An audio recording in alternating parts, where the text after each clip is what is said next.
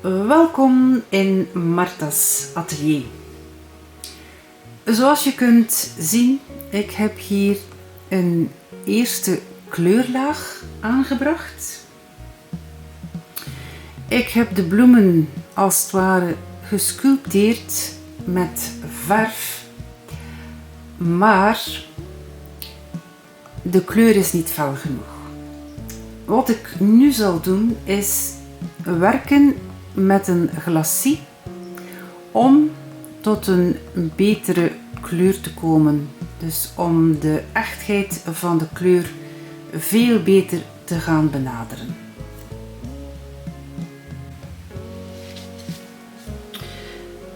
Bekijk je nu de kleur van deze bloemen, dan zie je dat ze neigen naar violet.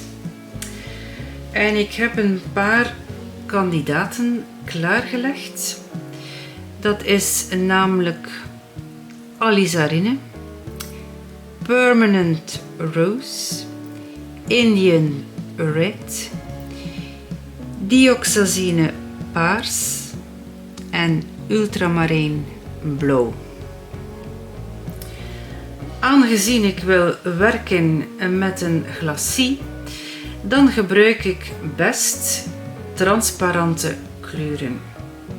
Nu, ze zijn allemaal transparant, uitgenomen hier het Indian Red, dat is opaak. Nu, ik zie reeds dat dit veel te warm is en dat dit niet neigt naar violet, dus die gaan we reeds verwijderen. Ik heb hier nu titaan wit opgebracht. En als ik bijvoorbeeld Alizarine meng met wit, dan zie je de ondertoon beter. Als ik hier een klein teststripje neem, dan zie je dat in de Alizarine toch een klein beetje blauw zit. Doe ik dit nu ook voor het Permanent Rose.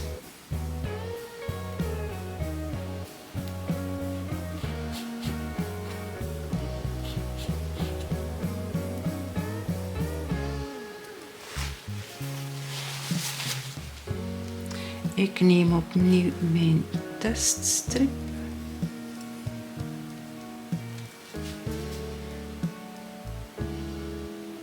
En ook hier zit een klein beetje blauw in. Maar de Alizarine neigt toch nog wat meer naar het violet. Ik doe hier hetzelfde met de dioxazine.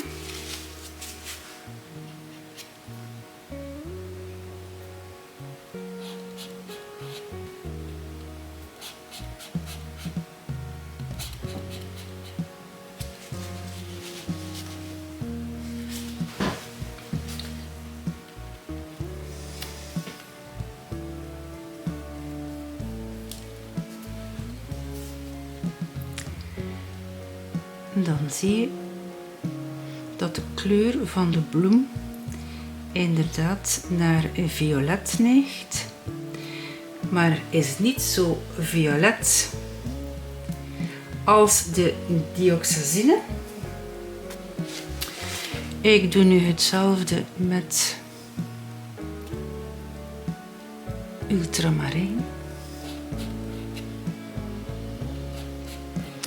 En in ultramarijn zit een klein beetje rood.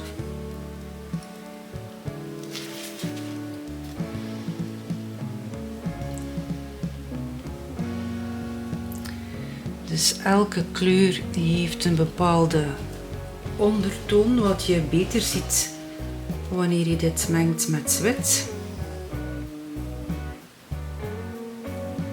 En je ziet dat hier in het blauw inderdaad wat rood zit.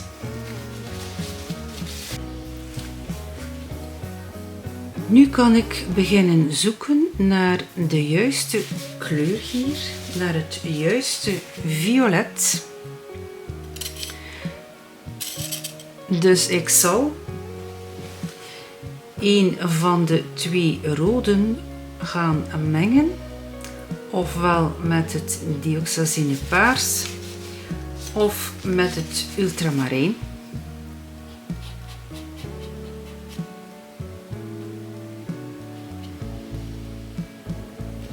Dus ik ga het gaan splitsen. En hier doe ik een beetje dioxazine bij.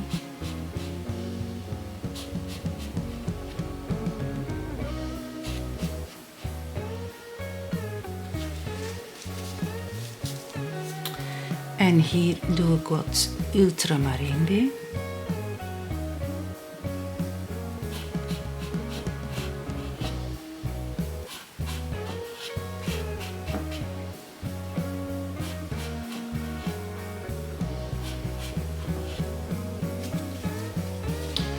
En als ik nu een teststripje neem,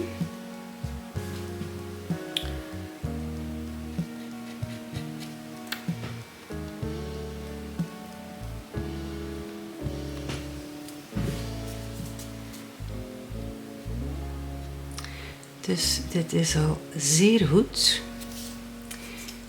Dit is de alizarine met de dioxazine. En als ik nu de alizarine met het ultramarijn neem,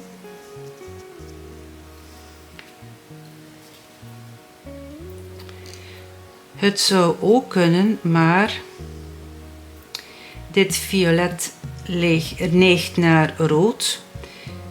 Dus je ziet, dit is veel beter. Dus ik zal gaan mengen met alizarine en dioxazine om dus het kleur van deze bloemen te benaderen. Stel, ik was begonnen met hier het Permanent Rose. Ik ga hetzelfde doen als ik gedaan heb met de alizarine. Ik ga hier wat dioxazine bijmengen.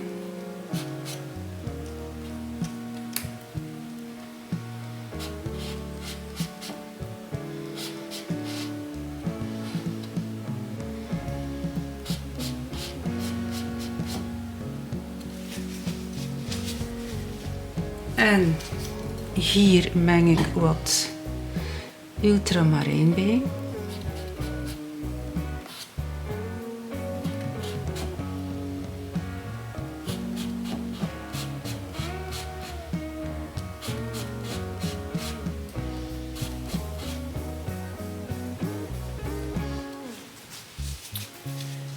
Dan gebruik ik opnieuw een teststrip.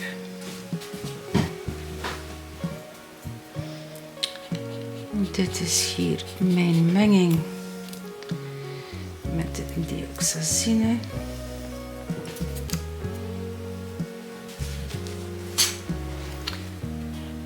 En dit is mijn menging met het ultramarijn. Dus dit neem ik eventjes weg. En kijk, ook met het Permanent Roze kan ik de kleur van deze bloemen verkrijgen. En ik kan uiteindelijk ofwel dioxazine gebruiken ofwel ultramarijn met hier dit Permanent Rose.